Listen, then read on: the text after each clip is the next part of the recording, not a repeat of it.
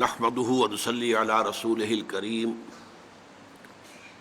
اما بعد فاعوذ بالله من الشيطان الرجيم بسم الله الرحمن الرحيم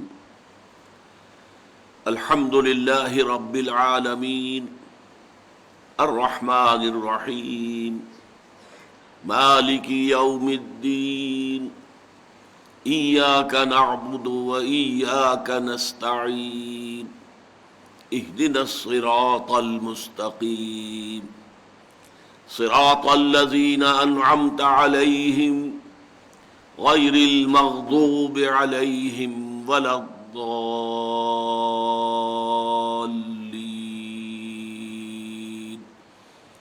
آمين رب اشرح لي صدري ويسر لي أمري واحلل عقدة من لساني يفقهوا قولي اللهم ربنا ألهمنا رشدنا واعذنا من شرور أنفسنا اللهم أرنا الحق حقا وارزقنا اتباعه وأرنا الباطل باطلا وارزقنا اجتنابه آمین یا رب العالمین۔ سورہ فاتحہ پر گفتگو کے ضمن میں آج یہ ہماری 5ویں نشست ہے۔ یہ میں آپ سے عرض کر چکا ہوں کہ اس قرآن حکیم کی عظیم ترین سورت کی تفسیر بیان کرنا کوئی آسان کام نہیں ہے۔ مولانا ابوالکلام آزاد میں آپ کو بتا چکا ہوں کہ انہوں نے 250-300 صفحات بڑے سائز کے اور باریک رسم الخط میں اس سورہ مبارکہ کے بارے میں تحریر کی ہے۔ بہرحال ہمارے اصل میں اس مطالعہ قرآن حکیم کے منتخب نصاب کے ضمن میں جو باتیں ضروری تھیں وہ اس وقت آپ کے گوش گزار کی جا رہی ہیں۔ سورہ فاتحہ کے 3 حصے ہیں، آج وہ مزید مبرہن ہو جائیں گے 3 حصے۔ 2 حصوں کا ہم مطالعہ کر چکے ہیں۔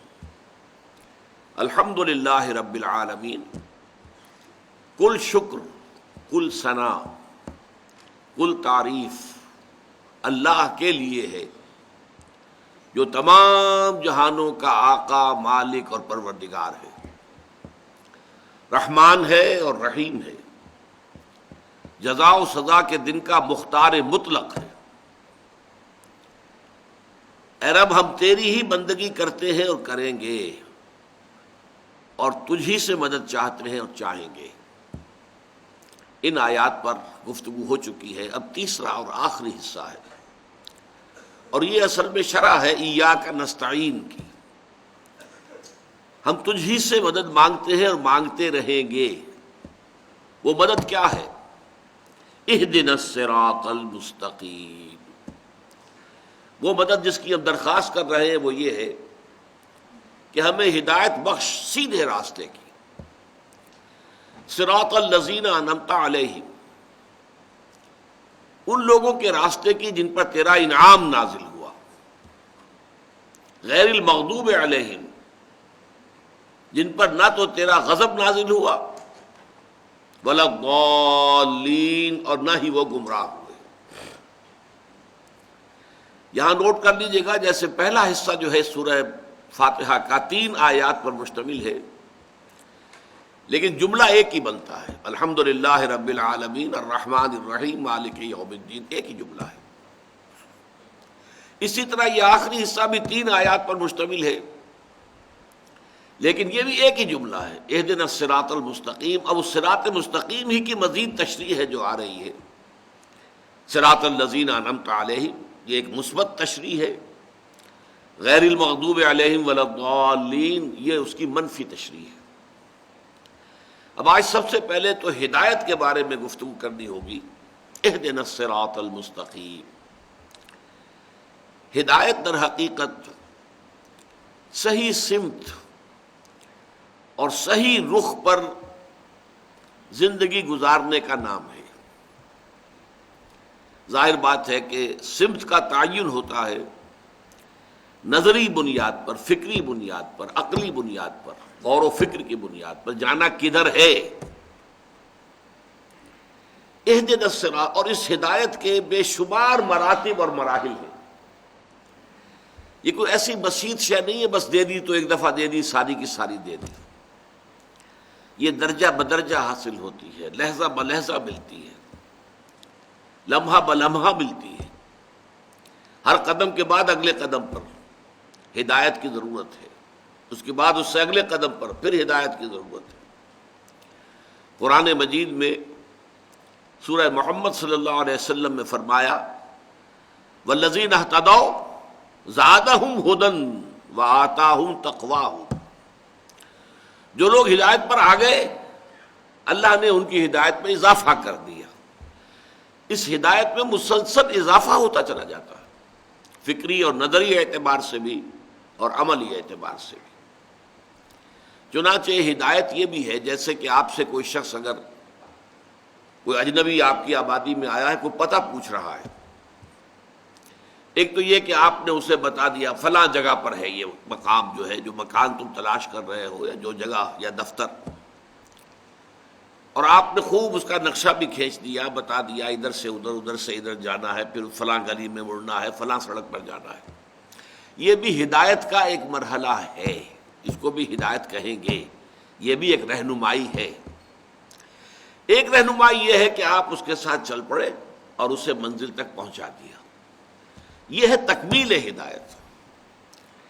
اسی لیے جب اہل جنت جنت میں داخل ہوں گے تو ان کے زبانوں پر جو ترانہ جاری ہوگا الحمدللہ الذی ہدانا لہذا وما کنا لنہتدی لولا ان ہدانا اللہ، کل شکر کل ثنا اس اللہ کے لیے ہے جس نے ہمیں یہاں تک پہنچا دیا، اس جنت تک پہنچا دیا۔ ہدایت کا وہ تکمیلی مرحلہ ہدانا لہذا، یہاں تک ہمیں پہنچا دیا، وما کنا لنہتدی لولا ان ہدانا اللہ، اور ہم ہرگز نہ ہوتے ہدایت پانے والے اگر اللہ ہی نے ہمیں ہدایت نہ دی ہوتی۔ اب میں ذرا چاہتا ہوں کہ چونکہ ہم یہ بحثیں کچھ کر چکے ہیں اس سے پہلے، پھر ذہن میں تازہ کر لیجئے۔ ہدایت کے ویسے تو کوانٹیٹیٹیولی تو درجات بے شمار ہوں گے، ہر لحظہ ہے مومن کی نئی شان نئی آن۔ وہ تو انسان جو ہے جیسے اللہ تعالیٰ کی شان ہے کل یوم ھو فی شأن، اسی طریقے سے اس کا ایک عکس پرتو جو ہے بندہ مومن کی زندگی پر بھی ہے، ہر لحظہ ہے مومن کی نئی شان نئی آن۔ لیکن یہ کہ دو ہم اس کو درجوں میں یا قسموں میں تقسیم کر سکتے ہیں ہدایت کو۔ ایک ہے ہدایت نظری، فکری، علمی۔ اس کے بارے میں ہم یہ دیکھ چکے ہیں کہ یہ فطرت انسانی میں ودیعت شدہ ہے۔ اللہ کا علم، اللہ کی محبت، دونوں چیزیں روح انسانی میں موجود ہیں، اور جو روح کے تقاضے انہی کو ہم فطرت سے تعبیر کرتے ہیں۔ فطرت اللہ التی فطر الناس علیہا، یہ فطرت اللہ ہے جس پر کہ اللہ نے انسانوں کو پیدا کیا ہے، تو موجود تو ہے جیسا کہ ہم دیکھ چکے۔ سورہ فاتحہ میں بھی تو آغاز یہاں سے ہو رہا ہے کہ ایک شخص اعتراف کر رہا ہے الحمدللہ رب العالمین، یہاں تک تو پہنچا ہوا ہے، جس کی مثالیں ہم دیکھ چکے ہیں۔ حضرت لقمان کی مثال قرآن مجید میں آئی ہے، اور دوسری بے شمار مثالیں، سلمان فارسی کی مثال ہو، یا آپ کو معلوم ہے کہ حضرت زید ابن عمرو ابن نفیل، حضرت سعید کے والد، جو بہنوئی تھے حضرت عمر کے، تو یہ ہدایت جو تھی ان کی فطرت کے اندر وہ ابھر کر آ گئی۔ حضرت عثمان، حضرت ابو بکر، انہوں نے کبھی کسی بت کو سجدہ نہیں کیا۔ میں خاص طور پر نام نہیں لے رہا حضور کا صلی اللہ علیہ وسلم، کہ حضور کا معاملہ تو یہ ہے کہ وہ اللہ تعالیٰ کی خصوصی پروٹیکشن میں تھے، لیکن آپ کے اخلاق عالیہ پہلے سے موجود تھے، اور آپ نے توحید کامل آپ کے اندر موجود تھی، آپ نے کبھی بھی کسی بت کو سجدہ نہیں کیا۔ تو فطرت سلیمہ اور عقل سلیم، یہ دو الفاظ ہم نے بار بار استعمال کیے ہیں، ان سے انسان علمی، نظری، فکری ہدایت تک تو خود بھی پہنچ سکتا ہے، لیکن اس میں وحی کے ذریعے سے جو مزید ہدایت ملتی ہے، ایک تو یہ کہ اس کے اندر یقین کی گہرائی اور مزید ہو جاتی ہے، پختہ ہو جاتی ہے۔ یعنی یہ کہ انسان سوچتا ہے ہاں ایسا ہوگا، ہونا چاہیے، یہ بات تو یوں ہی ٹھیک بیٹھتی ہے، لیکن ایک ہے، ہوگا سے ہے تک ز عشق تاب صبوری ہزار فرسنگست، 1000 میل کا فاصلہ ہے۔ میں نے سادہ سی مثال پہلے بھی دی تھی کہ آپ سے بے شمار لوگ کہتے ہیں کہ چینی میٹھی ہوتی ہے، میٹھی ہوتی ہے، میٹھی ہوتی ہے، میٹھی ہوتی ہے، آپ نے نہیں چکھی آج تک۔ آپ کہیں گے بھائی میٹھی ہوگی، آخر اتنے لوگ مجھے کاہے کو دھوکہ دینا چاہیں گے، کیوں جھوٹ بولیں گے؟ گمان غالب ہے، جب اتنے لوگ کہہ رہے ہیں کہ میٹھی ہوگی، میٹھی ہے تو میٹھی ہوگی، لیکن جب آپ چکھ لیتے ہیں تو آپ کہتے ہیں ہے میٹھی ہے۔ اس ہوگی سے ہے تک زمین و آسمان کا فرق واقع ہوتا ہے۔ تو وہ ایمان جو ہے کے درجے میں قائم ہوتا ہے، وہ وہی ہے آسمانی کے ذریعے سے۔ نمبر 2، اس میں تفاصیل جو ہیں، تفاصیل کا رنگ تو وہی کے ذریعے سے آیا، اللہ تعالیٰ کے اسماء، اللہ کی صفات، پھر ملائکہ کا وجود، ظاہر بات ہے کہ وہ ہمارے عقل کے ذریعے سے اس کی دریافت نہیں ہو سکتی تھی۔ پھر جو عالم آخرہ کے حقائق ہیں، جنت اور دوزخ ہیں، یہ ساری چیزیں جو ہیں یہ تو در حقیقت وحی نبوت کے ذریعے سے انسان کو معلوم ہوتی ہے۔ اور اس میں جو عام لوگ ہیں دوسرے، جن کی فطرت سلیمہ اتنی بیدار اور سلیم نہیں ہوتی، اور جن کی عقل سلیم جو ہے وہ اتنی چاق و چوبند نہیں ہوتی، ان کے دلوں پر سے زنگ اتارنے کا کام وہی کرتی ہے۔ جیسا کہ ایک حدیث میں آیا ہے کہ ان ھذہ القلوب لتصدع، حضور نے فرمایا صلی اللہ علیہ وسلم، یہ جو دل ہیں انسانوں کے، ان کے اوپر زنگ لگ جایا کرتا ہے۔ تو پوچھا صحابہ نے فما جلاؤھا یا رسول اللہ، اے اللہ کے رسول، آپ نے فرمایا کہ دلوں پہ زنگ لگ جاتا ہے، ہماری تلواروں پر زنگ لگتا ہے، ہم سیکل کرتے ہیں، پالش کرتے ہیں، زنگ اتر جاتا ہے، پھر چمکدار تیغ براق بن جاتی ہے۔ تو دلوں کا جو ہے اس کے زنگ کو دور کرنے کی کیا شکل ہے؟ فرمایا کثرت تلاوت القرآن و کثرت ذکر الموت، کثرت سے قرآن کا پڑھنا اور کثرت سے موت کو یاد کرنا، اس سے دلوں کا زنگ اترتا ہے۔ تو جن لوگوں کا وہ عقل سلیم اور فطرت سلیمہ کا معاملہ جن کا ٹھیک ہے، ان کے تو گویا کہ فطری طور پر ان کے اپنے اندر سے یہ ہدایت ابھر کر آ گئی ہے، وہ خود اپنے زبان سے کہہ رہے ہیں الحمدللہ رب العالمین الرحمن الرحیم مالک یوم الدین ایاک نعبد و ایاک نستعین اہدنا الصراط المستقیم۔ ایسے لوگوں کے لیے جو ہدایت درکار ہے وہ ہدایت عملی ہے۔ ہدایت عملی کے بھی دو پہلو ہیں، دو درجے ہیں۔ جہاں تک تو انسان کی انفرادی زندگی کا تعلق ہے، اس کے ضمن میں بھی اللہ تعالیٰ نے ہمیں بتایا کہ نفس انسانی میں نیکی اور بدی کی پہچان ودیت کر دی گئی ہے۔ وَنَفْسٍ وَمَا سَوَّاهَا، یہ نفس انسانی شاہد ہے، اور جو اسے تیار کیا ہے، برابر کیا ہے، اسے بنایا ہے، نکھارا ہے، سنوارا ہے۔ فَأَلْهَمَهَا فُجُورَهَا وَتَقْوَاهَا، اور پھر اس میں فجور اور تقوی کا علم الہامی طور پر ودیت کر دیا۔ اسی لیے حضور بسا اوقات صحابہ سے جب کوئی پوچھتے تھے فرماتے تھے استفت قلبک، بھائی جاؤ اپنے دل سے پوچھ لو۔ بلکہ یہاں تک بھی ایک حدیث میں آتا ہے استفت قلبک ولاؤ افتاک المفتی، اپنے دلوں سے پوچھا کرو، چاہے مفتی نے کوئی فتویٰ دے بھی دیا ہو۔ ایک مفتی تمہارے اندر بیٹھا ہوا ہے، تمہارا دل، تمہارا ضمیر، تمہاری روح، صحیح ترین جو ہے وہ ہے در حقیقت بیرو میٹر، وہ بتائے گا ہوا کا دباؤ کیا ہے، یہ شے منکر ہے یا یہ کہ معروف ہے۔ تو اس اعتبار سے، لیکن اس میں بھی انفرادی طور پر، انفرادی عملی ہدایت میں بھی ایک اور مرحلہ آ جاتا ہے۔ بسا اوقات نیکی کا جذبہ بھی، جیسا کہ ہم آیت البر کے ضمن میں پڑھ چکے ہیں، نیکی کا جذبہ بھی ایک جذبہ ہے، اور جذبہ جب منہ زور ہو جائے تو وہ اپنی حد سے تجاوز کر جاتا ہے۔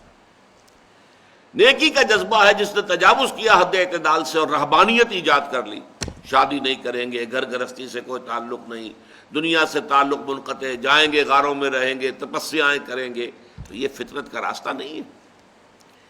لا رہبانیت فی الاسلام، اللہ تعالیٰ نے جو اسلام کی ہدایت دی ہے نوع انسانی کو، اس میں رہبانیت کی کوئی گنجائش نہیں۔ لہذا ضرورت ہے اس میں بھی کہ ایک معتدل ماڈل سامنے رہے، اور وہ رسول کے ذریعے سے ملتا ہے۔ رسول کی زندگی، لقد کان لکم فی رسول اللہ اسوۃ حسنہ، بہترین مثال، بہترین ماڈل تمہارے لیے اللہ کے رسول کی شخصیت میں۔ تو ہدایت جو ہے جہاں تک فکری، نظری، علمی ہے، وہ انسانی فطرت میں ودیعت شدہ ہے، البتہ اس میں یقین کی گہرائی وہ وحی نبوت کے ذریعے سے پیدا ہوتی ہے، اور جزیات کی تفصیل وہ وحی نبوت کے ذریعے حاصل ہوتی ہے۔ عملی اعتبار سے انفرادی سطح پر انسان کا اپنا نفس جو ہے وہ صحیح گواہی دیتا ہے، یہ نفس لوامہ جس کی قسم کھائی گئی ہے، لا اقسم بیوم القیامہ ولا اقسم بالنفس اللوامہ۔ انسان کو غلط کام کرتا ہے تو اندر ہی سے اسے کوئی چیز کاٹتی ہے، کیا کیا تم نے، تمہیں نہیں کرنا چاہیے تھا، یہ غلط کام کیا تم نے۔ یہ ہے تمہارے اندر کی وہ حقیقت کہ جس کا اللہ تعالیٰ نے جس کی قسم کھائی ہے، نفس لوامہ۔ تو گویا کہ یہ چیز جو ہے انسان کے اندر موجود ہے، جو اسے صحیح رخ کی طرف رہنمائی کرتی ہے، استفت قلبک ولا افتاک المفتی۔ لیکن بسا اوقات یہ نیکی کا جذبہ مفرط ہو جاتا ہے، افراط بہت زیادہ بڑھ گیا، تو اس کے نتیجے میں کیا ہوتا ہے، ایک وقت میں جوش آیا، ساری اپنی دولت اللہ کے راہ میں لٹا دی، اس کے بعد کم ہوتے ہیں وہ لوگ جو اس کے بعد کھڑے رہ جائیں اس مقام پر، بعد میں پچھتانا ہوتا ہے کہ یہ کیا کر بیٹھا میں، میری اپنی آل اولاد بھی تھی، ان کا بھی حق تھا۔ اسی لیے حضور کا معاملہ آپ کو معلوم ہے کہ حضور کے پاس ایک صحابی آئے، میں اپنی ساری دولت اللہ کے راہ میں دینا چاہتا ہوں۔ فرمایا نہیں، تم اپنی اولاد کو فقیر بنا کر چھوڑ کے جانا چاہتے ہو، ان کا حق ہے۔ پھر عرض کیا اچھا آدھا، نہیں آدھا نہیں، آدھا بھی بہت زیادہ ہے۔ پھر عرض کیا تہائی، ہاں تہائی ٹھیک ہے، تہائی قبول کر لیا۔ اور یہ تہائی ہی ہے جس میں کہ انسان کو وصیت کا حق دیا گیا ہے، باقی دو تہائی گویا کہ وارثوں کا حصہ ہے، وارثوں کا حق ہے، اس میں تمہیں کوئی تصرف نہیں کرنا چاہیے۔ البتہ اگر ایمرجنسی کا معاملہ ہے، کوئی خاص جو ہے نازک مرحلہ آ گیا، جیسے غزوہ تبوک کا موقع تھا، اس موقع پر، اور پھر یہ کہ غیر معمولی شخصیت حضرت ابو بکر صدیق، وہ اپنا سارا اثاثہ لیا، حضور نے قبول کر لیا۔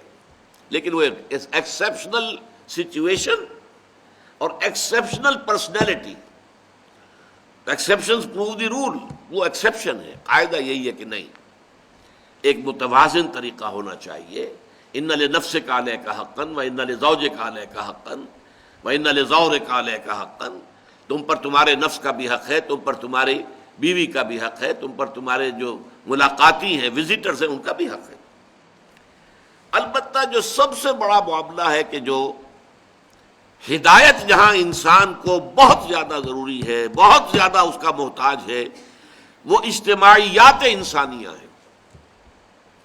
اجتماعی مسائل ایسے ہیں کہ ان کے اندر واقعہ یہ ہے کہ اس قدر پیچیدگیاں ہوتی ہیں، اور اتنے جو ہے یوں سمجھئے کہ اس میں پٹ فالز ہیں، قدم قدم پر دو راہا ہے، تراہا ہے، چوراہا ہے، اور انسان جو ہے بیولڈرڈ کھڑا رہ جاتا ہے، متحیر، کدھر جاؤں، ادھر جاؤں، ادھر جاؤں، ادھر جاؤں۔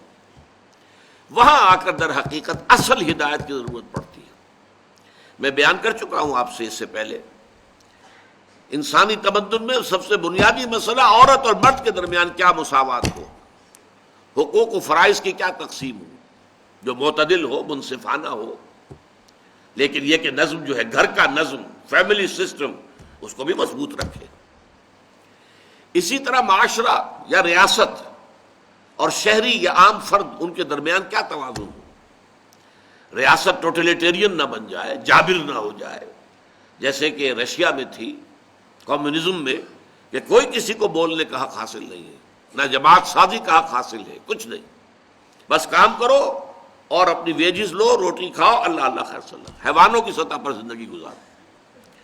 یا پھر دوسری انتہا یہ ہوتی ہے مادر پدر آزاد، ہم بالکل ننگے چلنا چاہتے ہیں سڑک کے اوپر، آپ کون ہیں ہمیں روکنے والے، ہماری آزادی، ہمارا حق ہے۔ ہم جو ہے ہومو سیکشولز ہیں، بڑے فخر سے کہتے ہیں، اب تو یہ چیز کسی درجے میں بھی شرم کی بات ہی نہیں رہی ہے مغرب کے اندر، ہومو سیکشول صاف اعلان کرتے ہیں، پریسٹ تک کے لیے، پادریوں کے لیے، ان کے لیے اجازت ہے، ہومو سیکشول جو ہیں وہ پادری ہو سکتے ہیں وہاں پر، یہ سرے سے کوئی عیب ہے ہی نہیں۔ ہم جنس پرستی، شادیاں ہو رہی، تو یہ یا یہ مادر پدر آزادی ہے، اور یا ٹوٹلیٹیرین نظام ہو جاتا۔ اسی طرح سرمایہ اور مزدور، ظاہر بات ہے کہ مزدور تو اپنی مصلحتیں دیکھتا ہے، سرمایہ دار جو ہے وہ اپنی مصلحت دیکھتا ہے، ان درمیان توازن کیا ہو۔ کوئی آج تک نہیں بتا سکا کہ ایک کارخانہ ہے، کارخانے میں 10 کروڑ روپیہ لگا ہوا ہے، یہ انویسٹمنٹ ہے، 10,000 آدمی کام کر رہا ہے. اب جو کچھ بھی وہاں کا پروڈیوس ہے، جو پروڈکٹ ہے، جو پیدا ہو رہا ہے، پیداوار ہے، ان دونوں چیزوں کا حصہ ہے، سرمایہ کا بھی حصہ ہے. سرمایہ نہ ہوتا، مشینیں نہ آتی، یہ کارخانہ نہ لگتا تو کیسے مزدور کام کرتے؟ اور مزدوروں کا بھی حصہ ہے. وہ مزدور کھڑے ہو کر وہاں کام نہ کریں مشینوں کے اوپر تو مشینیں کیا دے دیں گی آپ کو؟ کچھ بھی نہیں. لیکن جو پروفٹ ہے اس میں کتنا حصہ مزدوروں کو جانا چاہیے، کتنا حصہ سرمایہ کو، کون طے کرے گا اس کو؟ سرمایہ دار یہ چاہے گا کہ کم سے کم مزدوروں کے پاس جائے اور زیادہ سے زیادہ میرے پاس آئے. مزدور یہ چاہے گا زیادہ سے زیادہ ہمیں ملے. کارخانے دار کو تو کچھ بھی نہ ملے تب بھی کوئی بات نہیں، اس کے پاس تو پہلے ہی بہت کچھ ہے. اسی کے طریقے کوہکن میں بھی وہی ہیلے ہے پرویزی. جو بادشاہ جو ہے جو ہیلے کرتا ہے وہی مزدور بھی کرتا ہے. مزدور جو ہے ایسا نہیں ہے کہ وہ بالکل فرشتہ ہے. اس حوالے سے یہ در حقیقت ہدایت خداوندی کا اصل میدان ہے. اور اب یہ بات نوٹ کیجئے، یہ ہدایت ہے جو محمد الرسول اللہ پر تکمیل کو پہنچی ہے. نظام زندگی کی اصلاح، دین الحق، الیوم اکملت لکم دینکم واتممت علیکم نعمتی ورضیت لکم الاسلام دینا. آج کے دن میں نے تمہارے لیے دین کو کامل کر دیا، مکمل نظام زندگی، complete politico socio economic system دیا ہے محمد الرسول اللہ صلی اللہ علیہ وسلم نے. بلکہ کہنا چاہیے اللہ نے دیا ہے محمد الرسول اللہ صلی اللہ علیہ وسلم کے ذریعے. محمد کی کنٹریبیوشن یہ ہے کہ انہوں نے اپنی محنت سے، جد و جہد سے، مسلسل سعی سے اس کا ایک ماڈل قائم کر کے دنیا کو دکھا دیا. ماننے پر مجبور ہے، گھٹنے ٹیک کر ماننے پر مجبور ہے کہ ویسا نظام، اس کے آس پاس کا نظام بھی تاریخ انسانی میں کبھی دنیا میں قائم نہیں ہوا.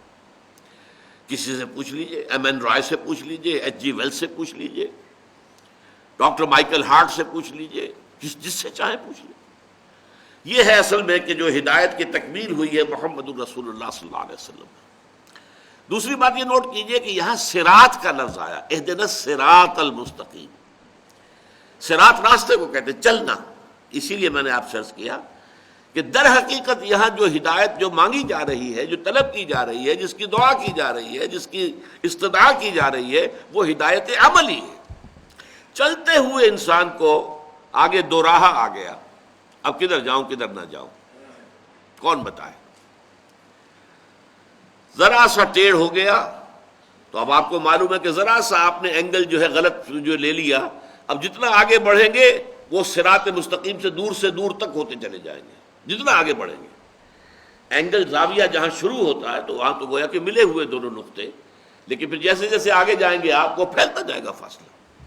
یک لہجہ غافل گشتبو 100 سالہ راہم دور شد، فاصلہ جو ہے بڑھتا چلا جائے. اہدنا الصراط المستقیم. قرآن مجید میں صراط کی 45 مرتبہ یہ لفظ آیا ہے، جس میں سے 32 مرتبہ اس میں اس کی صفت آئی ہے المستقیم، سیدھا سیدھا راستہ. لیکن اور بھی اس کے لیے صراطا سویہ، درمیانی راستہ. جیسے خط استوا ہے ہمارا جو گلوب کو بالکل برابر 2 حصوں میں تقسیم کر دیتا ہے، ایسے ہی صراطا سویہ، ایک بالکل درمیان کے درجے کا راستہ. یہ دونوں ایکسٹریمز ہیں، افراط اور تفریط. ادھر جائیں گے تو بھی غلط ہے، ادھر جائیں گے تو بھی غلط. سیدھا راستہ تیر کی طرح. کہیں سوا صراط بھی کہا گیا ہے. پھر ایک اور لفظ قرآن مجید میں آتا ہے سبیل، قصد السبیل، وعلی اللہ قصد السبیل ومنہا جائر. سیدھا درمیانی راستہ تو اللہ تک پہنچا دیتا ہے، باقی ادھر ادھر پگڈنڈیاں بھی ہیں. سوا السبیل کا لفظ بھی آیا ہے، درمیانی راستہ. السبیل، السبیل الف لام کے ساتھ، دی پاتھ، دی وے. پھر سبیل اللہ، اللہ کا راستہ. اور یہ تو قرآن مجید کی بہت بڑی اصطلاح ہے، جاہدوا فی سبیل اللہ، سبیل الرشاد، کامیابی کا راستہ. تو اہدنا الصراط المستقیم، اے رب ہمارے ہمیں ہدایت بخش، ہمیں دکھا، ہمیں سمجھا، ہمیں چلا اور ہمیں پہنچا دے منزل مقصود تک. یہ ہدایت کے اندر یہ ساری چیزیں شامل ہیں. اور یہ ہدایت ہمیں ہر لحظہ درکار ہے، ہر آن درکار ہے. یہ ایسا نہیں ہے کہ بس ایک وقت میں دے دی گئی اور مکمل ہو گئی. اب اس صراط المستقیم کی جو ہے تشریح آ رہی ہے. صراط الذین انعمت علیہم، اب یہ بدل ہے اسی کا، یہ علیحدہ جملہ نہیں ہے. میں نے عرض کیا یہ تینوں آیتیں مل کر ایک جملہ بنتی ہیں. راستہ ان کا جن پر تیرا انعام ہوا. اب یہاں تو اس چیز کو مجملاً بیان کیا گیا. سورہ فاتحہ ہے، چھوٹی سی سورت ہے، اس میں تفصیل تو ممکن نہیں ہے، لیکن سورہ نساء میں اس کو کھول دیا گیا. منعم علیہم کون ہے؟ انعام، نعمتیں اللہ کی کن پر ہوئی؟ فرمایا وَمَن يُطِعِ اللَّهَ وَالرَّسُولَ فَأُولَٰئِكَ مَعَ الَّذِينَ أَنْعَمَ اللَّهُ عَلَيْهِمْ مِنَ النَّبِيِّينَ وَالصِّدِّيقِينَ وَالشُّهَدَاءِ وَالصَّالِحِينَ. یہ چار طبقات ہیں منعم علیہم کے، جن پر اللہ کا انعام ہوا. سب سے اونچا طبقہ انبیاء کرام، اللہ تعالیٰ کا بڑا انعام ہوا ہے ان پر، بڑا احسان ہوا ہے. جیسے کہ حضور کے بارے میں فرمایا ان فضلہ کان علیک کبیرا، اے محمد آپ پر تو اللہ کا فضل بہت بڑا ہوا ہے. پھر ایک ہے صدیقین. یہ کون ہوتے ہیں؟ وہی سلیم الفطرت سلیم العقل لوگ جو خود بھی قریب قریب پہنچے ہوئے ہیں، لیکن جب نبی کہتا ایسا ہے جیسے تمہاری فطرت کہہ رہی ہے، جدھر تمہاری عقل اشارے کر رہے، یہی حقیقت ہے، اور وہ فوراً ایمان لاتے، انہیں دیر نہیں لگتی. جیسے ابو بکر صدیق اکبر ہیں ابو بکر رضی اللہ تعالی عنہ، الصدیقۃ الکبریٰ ہیں حضرت خدیجۃ الکبریٰ رضی اللہ تعالی عنہ. یہ وہ ہستیاں ہیں جنہیں ایمان لانے میں، حضور کی تصدیق کرنے میں ایک لحظہ نہیں لگا. حضور فرماتے ہیں میں نے جس شخص کے سامنے بھی ایمان کی دعوت رکھی اس نے کچھ نہ کچھ تردد ضرور کیا، سوچا، توقف کیا، سوائے ابو بکر کے کہ جیسے ہی میں نے کہا فوراً تصدیق کر دی. کیوں؟ دیکھنا تقریر کی لذت کہ جو اس نے کہا میں نے یہ جانا کہ یہی میرے دل میں تھا. اس لیے کہ وہ صدیقین، وہ سلیم الفطرت اور سلیم العقل لوگ خود وہی پہنچے ہوئے ہوتے ہیں. میں تو کہا کرتا ہوں کہ صدیقین اور انبیاء نبوت کے ظہور سے قبل نبی، ابھی نبوت کا ظہور ہونا ہے لیکن ہے نبی. اور صدیقین ان کی مثال ایسی ہے جیسے گلاب کے پھول کا ایک پودا ہے گلاب کا، اس میں پھول لگے ہوئے، 10 پھول لگے ہوئے. اب کسی کا دستے ہنائی آتا ہے اور ایک پھول توڑ لیتا ہے، بس چن لیا اس نے اس پھول کو. صدیقین میں سے اللہ تعالیٰ جس کو چن لے وہ اللہ کا نبی بن گیا، باقی سب اس کے ساتھ جمع ہو گئے پروانوں کی طرح. یہ شکل ہے. اس لیے حضرت ابراہیم کو سورہ مریم میں کہا کہ صدیقاً نبیّا، انہ کان صدیقاً نبیّا. نبوت کے ظہور سے قبل بھی وہ صدیق تھے، ان کی شخصیت خالص تھی، اور وہ سلیم الفطرت تھے، سلیم العقل تھے. اس کے بعد دوسرا درجہ شہداء کا ہے.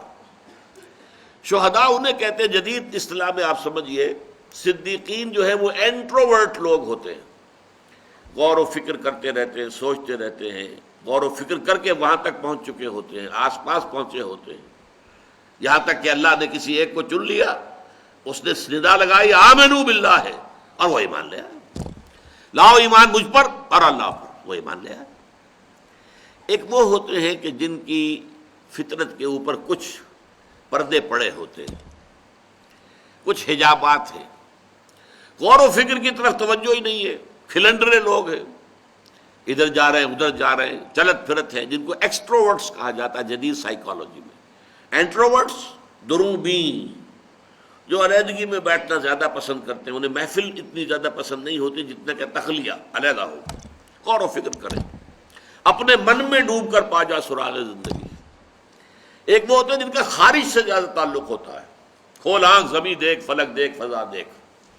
اور پھر یہ کہ خارج میں ہے تو بھاگ دوڑ ہے، ملنا جلنا ہے، ہنسنا ہے، ہنس رہے ہیں، باتیں کر رہے ہیں، ٹھٹے لگا رہے ہیں، یا کسی کو چلتے کو دھکا دے دیا ہے، گندھا مار دیا ہے، جاتے جاتے جو ہے وہ خامخواہ لڑائی مول لینے کو جی چاہ رہا ہے، اپنی قوت کے ظہور کا جو ہے.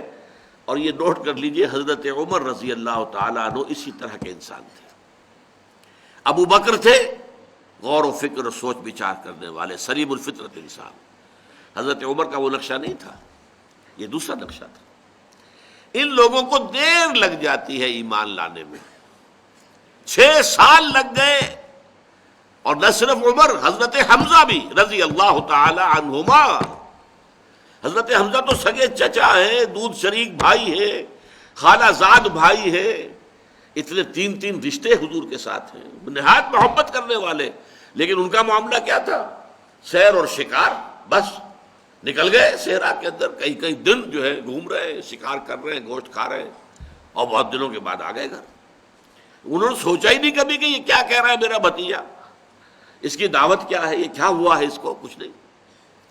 یہ لوگ جو ہوتے ہیں، ان کے اوپر جو غلاف ہوتا ہے، جو ان کی اپنی شخصیت اور اپنی فطرت سلیمہ کے گرد جو غلاف آ گیا ہے، وہ پنکچر ہوتا ہے کسی جذباتی اپیل سے، عقلی اپیل سے نہیں، جذباتی اپیل سے۔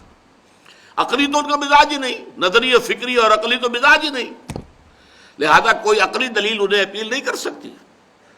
ان کو جذباتی ہے۔ جذبات کیا تھے؟ حضرت حمزہ آئے ہیں شکار سے واپس، گھر نہیں پہنچے ہیں، وہی کنیز اس نے کہا آج تو ابو جہل نے آپ کے بھتیجے کے ساتھ بہت برا سلوک کیا، یعنی حضرت محمد کے ساتھ صلی اللہ علیہ وسلم۔ اچھا، ابو جہل نے کیا؟ گھر میں نہیں داخل ہوئے، سیدھے پلٹے جو اس کا، جہاں اس کی بیٹھک تھی، اس کا اوطاق جسے کہتے ہیں سندھ میں، پہنچ گئے۔ وہ بیٹھا تھا اپنے لوگوں کے اندر، تم نے آج محمد کے ساتھ یہ کیا ہے؟ ایک اپنی کمان سر پر ماری، سر پٹ گیا ابو جہل کا۔ اور پھر اس کے بعد کہتے ہیں اچھا لو میں اس پر ایمان لایا، آؤ میدان میں اب تم۔ یہ ہے ایمان کا واقعہ، جذباتی سطح۔ ورنہ 6 سال تک سوچا ہی نہیں یہ محمد کہہ کیا رہا ہے صلی اللہ علیہ وسلم، میرا بھتیجا، میرا دودھ شریک بھائی، میرا بچپن کا کھیلا ساتھی، ہم جولی، یہ کیا کہہ رہا ہے، پرواہ نہیں۔ اسی طرح حضرت عمر کا معاملہ ہوا، وہ تو چلے تھے تلوار ننگی لے کر حضور کو قتل کرنے کے لیے، کہ قصہ پاک کر دوں گا اب، یہ ساری کلکل جو ہمارے معاشرے میں ہو گئی ہے، اولاد والدین سے کٹ گئی، بھائی بھائی سے کٹ گئے، بیوی شوہر سے جدا ہو گئی، شوہر بیوی سے علیحدہ ہو گیا، یہ کلکل ہو گئی ہے ہمارے معاشرے میں، اب میں اس کا معاملہ صاف کر دوں گا۔ وہی 6واں سال ہے نبوت کا۔ ایک شخص نے بیچ میں حضرت حذیفہ ابن عتبہ رضی اللہ تعالی عنہ، بہت ہی فہیم ذہین، انہوں نے پوچھا کدھر جا رہے ہیں؟ انہیں معلوم نہیں تھا حضرت عمر کو کہ یہ بھی ایمان لایا ہوا ہے۔ کہا جا رہا ہے میں آج جا رہا ہوں، آج یہ چکر ختم کر دوں گا، میں قتل کر دوں گا محمد کو۔ انہوں نے رخ موڑا، تمہاری تو اپنی ہمشیرہ اور تمہارے بہنوئی ایمان لا چکے ہیں، پہلے ان سے تو نپٹو۔ بس وہ آگ بگولا ہے، میری بہن فاطمہ اور میرا بہنوئی سعید ابن زید، وہ ایمان لے آئے محمد پر۔ جی ہاں۔ اب گھر پہنچے ہیں، دروازے کو کھٹکھٹایا ہے، اندر جو ہے حضرت خباب بن الارت رضی اللہ تعالیٰ عنہ آئے ہوئے تھے۔ نئی آیات جو نازل ہوئی تھی سورہ طٰہٰ کی، وہ میاں بیوی کو پڑھا رہے تھے، حضرت فاطمہ حضرت سعید دونوں بیٹھے ہوئے یاد کر رہے آئے تھے۔ وہ کھٹکھٹایا، کون؟ عمر۔ اف، کانپ گئے لوگ، تو انہیں تو چھپایا کہیں حضرت خباب کو، ورنہ تو پتہ نہیں، ان کو تو قتل کر دیتے، فوراً گردن اڑا دیتے۔ اب آئے گھر میں اور آ کر انہوں نے پہلے تو بہنوئی کو مارنا شروع کیا، تم ایمان لے آئے ہو۔ بہن درمیان میں آئی تو اسے لہو لہان کر دیا مار مار کر۔ اب بہن کے زبان سے کلمہ نکلا، عمر چاہے تم ہمیں ہلاک کر دو، اب ہم اس دین کو چھوڑنے والے نہیں ہیں۔ بس اس پر جو ہے کایا پلٹ ہو گئی ہے۔ یہ کیا شے ہے، کیا چیز ہے جس نے صنف نازک کے اندر اتنی عظیمت، اتنی ہمت، اتنا استقلال، جان دینے کو تیار ہے؟ وہ شے ہے کیا جس نے ان کو یہ کہاں سے کہاں پہنچا دیا؟ اسی لیے اقبال نے کہا ہے مسلمان عورت سے خطاب کر کے، تمی دانی کے سوزے قراتے تو دگردوں کرد تقدیر عمر را۔ وہ بھی ایک خاتون ہی تھی نا، فاطمہ بنت خطاب، ان کا وہ جو بھی جذبہ ایمانی سامنے آیا ہے حضرت عمر کے، اس نے ان کی قسمت بدل دی۔ اچھا مجھے بتاؤ کیا پڑھ رہے تھے تم؟ بہن نے کہا نہیں، تم نجس ہو، مشرک ہو، تم ان کو ہاتھ نہیں لگا سکتے اور آنکھ کو۔ غسل کرو، غسل کیا، ایمان لے آئے۔ اب حضور کی خدمت میں حاضر ہوئے ہیں تو جیسے کہ اس معاشرے میں رواج تھا کہ غلام جو تھے وہ اپنی تلوار جو ہے وہ اپنی گردن میں لٹکایا کرتے تھے، تو گردن میں لٹکا کر تلوار لے کے آئے ہیں، غلام کی حیثیت سے آئے، یہ کہلاتے ہیں شہداء۔ لیکن یہ وہ لوگ ہوتے ہیں کہ ایکٹیو بہت ہوتے ہیں، کیونکہ پہلے ہی سے ایکسٹروورٹس ہیں، بھاگ دوڑ، یہ وہ، لڑنا بھڑنا، یہ تو ان کی عادت ثانیہ تھی، کشتیاں کرنا، مقابلے کرنا۔ لہذا جب یہ شہداء آتے ہیں تو عملی اعتبار سے دین کی دعوت جو ہے وہ تیزی سے آگے بڑھتی ہے۔ حضرت عمر، حضرت حمزہ کے ایمان لانے پر جو حیثیت مسلمانوں کی مکے میں ہو گئی تھی وہ پہلے نہیں تھی۔ پھر چوتھے درجے میں صالحین، نیک مسلمان، یہ بیس لائن ہے، یہاں سے کوئی ترقی کرے تو مرتبہ شہادت پر فائز ہو جائے، یا یہ کہ وہ اپنی مزاج کی مناسبت سے اگر انٹروورٹ ہے تو وہ صدیقیت کے مقام پر چلا جائے۔ نبوت کا مقام بند ہے، یہ تو اب انسان کے لیے یہ مقام پہلے بھی وہبی تھا، اکتسابی نہیں تھا، اپنی محنت سے، مشقت سے، ریاضت سے، تپسیا سے، عبادت سے نبوت حاصل نہیں کی جا سکتی تھی۔ ولایت کا مقام حاصل ہو سکتا ہے، عبدیت کاملہ کا مقام حاصل ہو سکتا ہے، لیکن نبوت نہیں، پہلے بھی وہبی تھی اور اب وہ بند ہے۔ لیکن بقیہ جو ہے یہ دو درمیانی مراحل، عام جو بھی صالحین مومنین ہیں، نیک سرشت لوگ، وہ محنت کریں اٹھ سکتے ہیں، یہ مقامات بلند کھلے ہیں۔ تو یہ ہے آیت صراط الذین انعمت علیہم، راستہ ان کا جن پر تیرا انعام ہوا، اور میں نے اس کی وضاحت کر دی، یہ کون ہے؟ من النبیین والصدیقین والشہداء والصالحین وحسن اولئک رفیقا، جسے بھی آخرت میں میدان حشر میں ان کی معیت حاصل ہو گئی، ان کے ساتھ اٹھنا نصیب ہو گیا، ظاہر بات ہے کہ اس سے بڑا خوش قسمت اور کون ہوگا۔ آخری آیت ہے غیر المغضوب علیہم ولا الضالین، اس میں غیر جو ہے زیر ہے، اس پر غیر المغضوب، اس لیے یہ الذین کا بدل ہے، صراط الذین انعمت علیہم، راستہ ان کا جن پر کہ تیرا انعام ہوا۔ وہ الذین کی مزید وضاحت ہے اسی کے بدل کے طور پر، جن پر نہ تو تیرا غضب نازل ہوا اور نہ وہ گمراہ ہوئے۔ اب یہ جو ہے آیت اگرچہ اس کے ترجمے میں کافی یہ جو ترکیب نحوی ہے اس کی خاصی مشکل ہے۔ پھر یہ کہ ایک قرات جو ہے وہ غیر المغضوب علیہم بھی ہے، جس سے نتیجہ نکلتا ہے کہ صراط سے بدل ہے، یہ نہ راستہ ان لوگوں کا نہیں کہ جن پر تیرا غضب نازل ہوا اور نہ وہ گمراہ ہوئے، ان لوگوں کا اور یا گمراہ ہوئے ان کا راستہ نہیں۔ لیکن تقریباً اجماع ہے، شاہ عبد القادر رحمۃ اللہ علیہ کا ترجمہ بھی اسی بنیاد پر ہے جو میں عرض کر رہا ہوں کہ یہ غیر جو ہے یہ بدل ہے الذین کا، راستہ ان کا جن پر تیرا انعام نازل ہوا، جو نہ مغضوب علیہم ہوئے اور نہ ضالین ہوئے، جن پر نہ تیرا غضب نازل ہوا نہ ہی وہ گمراہ ہوئے۔ بہرحال روایت حفص جو ہے اس میں یہی ہے غیر المغضوب، شاذ روایت جو ہے غیر المغضوب کی بھی ہے لیکن اس کو کوئی قبولیت عام حاصل نہیں ہے۔ اب یہاں نوٹ کیجئے اس سے مراد کیا ہے۔ مغضوب علیہم وہ ہیں جنہیں ہدایت ملی ہو اور پھر وہ اپنی شرارت نفس کی وجہ سے اس ہدایت کو اپنے سے جدا کر دیں، ہدایت سے محروم ہو جائیں، ہدایت کا راستہ ترک کر دیں اپنی شرارت نفس کی وجہ سے، ان پر اللہ کا غضب نازل ہوتا ہے، اللہ کا غصہ، اللہ کا غضب۔ اور ضالین وہ ہیں جو یا تو ابھی ہدایت کے طالب ہیں، متلاشی ہیں، ہدایت ملی نہیں ہے ابھی، اور یا یہ ہے کہ وہ کسی شرارت نفس کی وجہ سے نہیں، کسی مغالطے کی وجہ سے یا کسی اچھے جذبے میں افراط پیدا ہونے کی وجہ سے گمراہ ہو گئے۔ ان دونوں کو فرق کو سمجھ لیجئے۔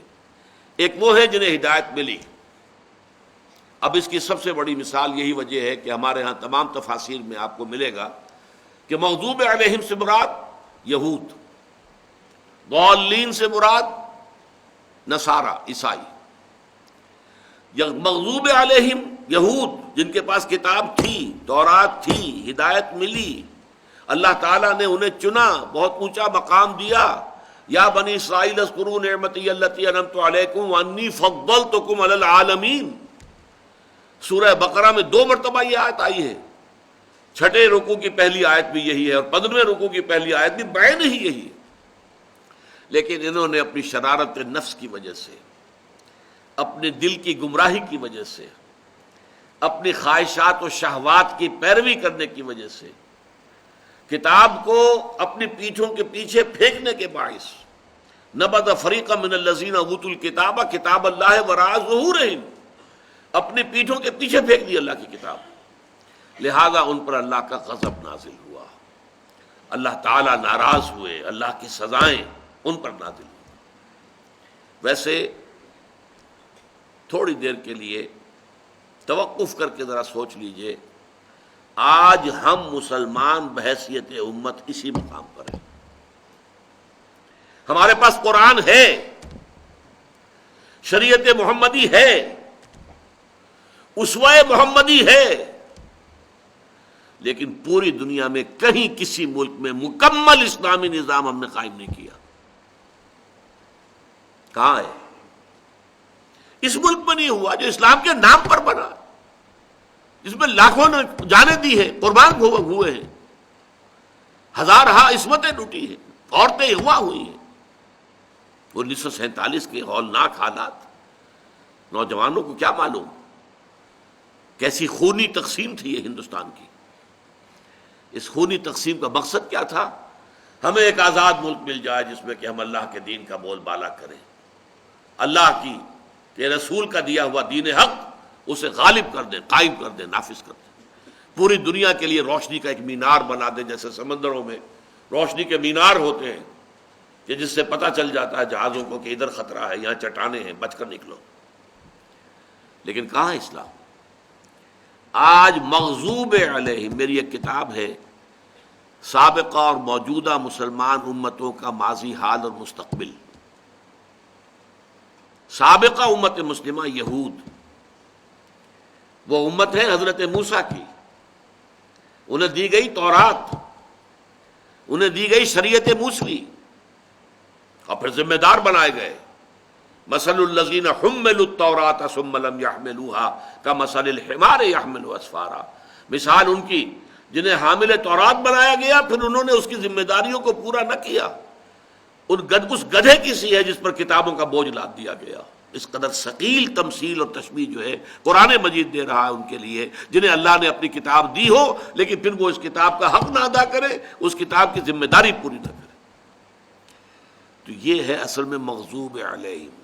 اس کتاب میں قرآن کا قانون عذاب کیا ہے میں نے تفصیل سے بحث کی ہے. اور آج ہم ضربت علیہم الذلۃ والمسکنۃ وباؤوا بغضب من اللہ، ذلت اور مسکنت آج مسلمانوں پر طاری ہے، یہودیوں پر کہاں ہے؟ شیرون جو کچھ کر رہا ہے، جس دھڑلے کے ساتھ کر رہا ہے، ڈنکے کی چوٹ کر رہا ہے، جو کچھ کر رہا ہے پوری دنیا دیکھ رہی ہے. وہ اٹھا کر یوں پھینکتا ہے، یونائٹڈ نیشن کی قرارداد اٹھا کر پھینک دی، کوئی پرواہ نہیں. نہ اسے امریکہ کی کسی اپیل کی پرواہ ہے، کوئی پرواہ نہیں. اسے معلوم ہے امریکہ تو میری مٹھی میں ہے، وہ تو دنیا کو دھوکہ دینے کے لیے کوئی بات کہہ دیتا ہے، باقی تو ہے میری مٹھی کے اندر. مسلمان ہیں، پٹتے ہیں تو رحمتیں ہیں تیری اغیار کے کاشانوں پر، اور برف گرتی ہے تو بیچارے مسلمانوں پر. تو مغضوب علیہم کی مثال قدیم میں یہود، اور آج بدقسمتی سے ہم مسلمان اس کی مثال ہیں. وَلَضَّالِّينَ کے بارے میں انشاءاللہ اگلی نشست میں عرض ہوگا. اقول قولی ھذا واستغفر اللہ لی ولکم ولسائر المسلمین والمسلمات.